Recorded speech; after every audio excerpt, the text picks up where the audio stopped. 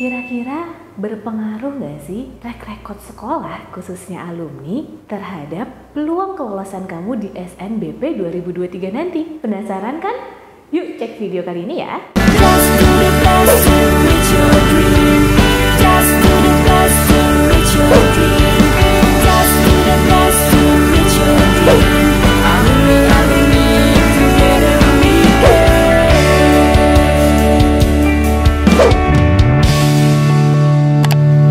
Mau belajar TPS UTBK 2023 versi kurikulum merdeka? Ikut kelas online di GP Media aja. Kamu bisa belajar 4 subtes TPS dalam 20 kali pertemuan dengan benefit ebook, 12 kali tryout, dan masih banyak benefit lainnya. Harganya 350.000 aja loh.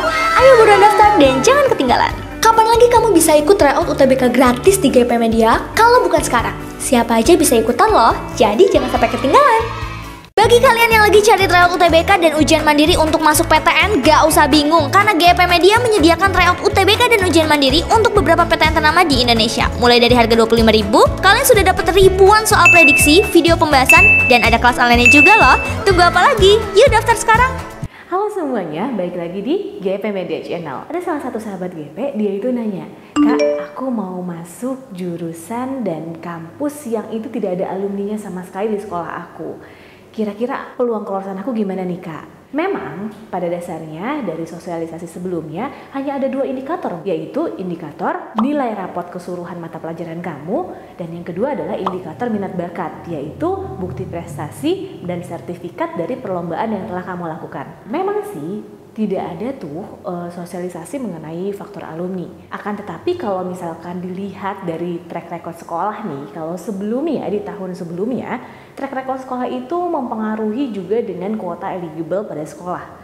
Track record sekolah di sini khususnya adalah akreditasi sekolahnya. Kalau di tahun lalu, akreditasi sekolah untuk A itu pasti akan dapat kuota eligible 40% dari masing-masing rumpun ya. Jadi IPA 40% dan IPS 40%. Kemudian untuk akreditasinya sekolah itu B, maka dia dapat 25% kuotanya. Sedangkan kalau untuk akreditasinya C atau tidak terakreditasi hanya dapat 5% aja. Itu di tahun lalu. Tetapi mungkin di tahun ini belum ada sosialisasi yang pasti tentang kuota eligible tersebut. Sehingga kalau misalkan dilihat dari tahun lalu, berarti memang setiap sekolah itu memiliki kuota-kuota eligible tertentu yang itu mempengaruhi kapasitas penerimaan di SNBP 2023 nanti. Sebagai contoh nih, kalau misalkan akreditasinya A tadi kan 40%, berarti dari 100 siswa ada 40 orang saja yang dapat mengikuti seleksi SNBP. Begitupun dengan akreditasi B. Kalau akreditasinya B berarti kan tadi 25% ya.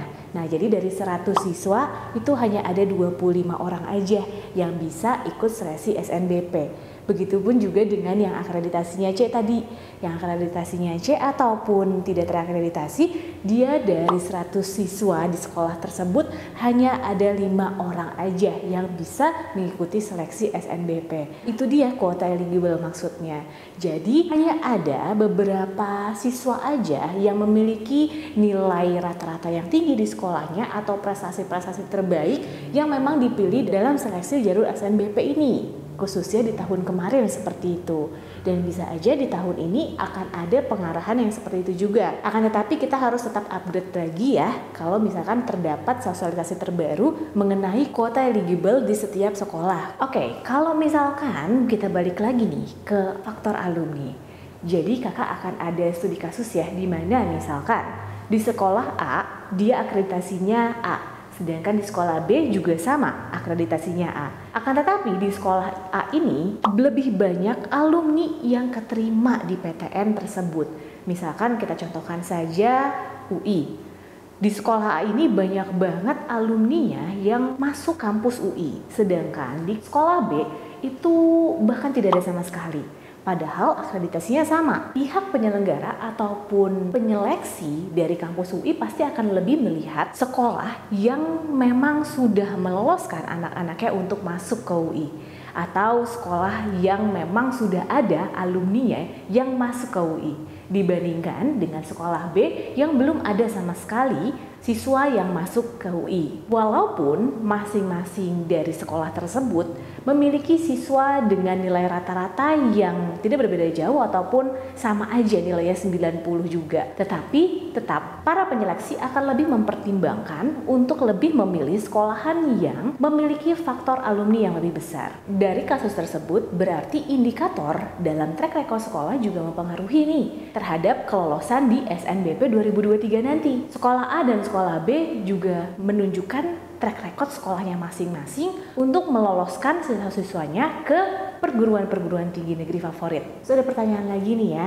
Kak, kalau misalkan di sekolah aku sama sekali nggak ada alumninya, terus aku pengen banget masuk kampus itu, Kak, apa nih Kak yang harus aku lakukan? Kalau kayak gitu berarti kamu harus tingkatkan nilai-nilai mata pelajaran kamu dan tingkatkan prestasi kamu, khususnya untuk perlombaan-perlombaan di lembaga resmi dan di tingkat nasional maupun internasional. Itu akan jadi nilai prestasi yang begitu penting dan bisa mengalahkan indikator itu. Kalau misalkan kamu udah mampu menaikkan nilai mata pelajaran kamu sepenuhnya, bahkan kamu juga berprestasi dan kamu juga menang olimpiade ataupun kejuaraan-kejuaraan dengan tingkat nasional serta internasional, kamu bahkan bisa menjadi pioner atau pemula untuk di sekolah B ini yang bisa masuk ke UI. Padahal mungkin sebelumnya di sekolah B tidak ada sama sekali tuh yang masuk ke UI. Pioner dan pemula yang berprestasi tinggi di sekolah B akan masuk ke UI dan akan membuka jalur untuk adik-adik kelasnya, dan adik-adik kelas tersebut bisa berpeluang dan masuk ke UI di tahun berikutnya. Ada juga nih ya, salah satu murid kakak dan dia juga memenangkan olimpiade nasional, padahal di sekolah tersebut belum ada sama sekali. Dari sekolah itu terbentuk di awal pertama kali sampai sekolah itu berdiri sekarang, belum ada sama sekali yang meloloskan siswanya. Tetapi di tahun kemarin, karena dia itu menang kejuaraan tingkat nasional, apalagi lembaganya itu resmi dari Kemdikbud, dia akhirnya lolos untuk masuk ke UI. Dia akan jadi pionir dan jadi permulaan awal untuk membuka kesempatan adik-adik kelasnya di sekolah tersebut, sehingga akan berpeluang untuk masuk ke UI dan kampus favoritnya. Jadi sebenarnya banyak sekali indikatornya, bukan hanya dari sekedar track record sekolah juga, tetapi dari kemampuan prestasi yang harus kamu capai. Jika kamu memiliki prestasi yang kuat, nilai mata pelajaran kamu juga tinggi, khususnya di mata pelajaran yang relevan terhadap jurusan yang kamu inginkan, itu akan menjadi poin tambah buat kamu untuk berpeluang lolos di SNBP atau SNMPTN nantinya di tahun 2023. Walaupun memang secara resmi belum ada sosialisasi mengenai track record sekolah, kan tetapi berdasarkan dari pengalaman di tahun-tahun sebelumnya dan analisis yang memang telah kita lakukan, bahwa track record sekolah itu tetap mempengaruhi seleksi di SNMPTN atau SNBP nantinya. Kita akan terus mengupdate video-video terbaru terkait informasi-informasi terupdate seleksi-seleksi masuk perguruan tinggi negeri. Akan tetapi jika memang kalian memiliki keyakinan kuat dengan prestasi yang telah kalian capai saat ini, bisa jadi itu akan membantu kamu, membantu peluang kelolosan kamu di SNBP 2023 nanti. Jadi mulai dari sekarang, kalau dirasa kamu masih ada waktu untuk mengejar perlombaan-perlombaan untuk tingkat nasional maupun internasional, lakukan itu. Kamu buktikan diri kamu berprestasi dan akan memiliki peluang yang lebih besar untuk kamu bisa lolos di SNBP nanti. Khususnya untuk perlombaan-perlombaan di lembaga resmi. Kumpulkan sertifikat ataupun penghargaan yang menunjukkan prestasi kamu, khususnya yang relevan terhadap jurusan yang kamu mau. Karena itu akan menjadi peluang yang lebih besar untuk kamu bisa lolos di SNBP 2023. Semangat buat kalian semua dan tunjukkan yang terbaik bahwa kalianlah yang cocok untuk masuk ke PTN favorit kalian. Semangat semuanya dan sampai jumpa di video berikutnya. Dadah!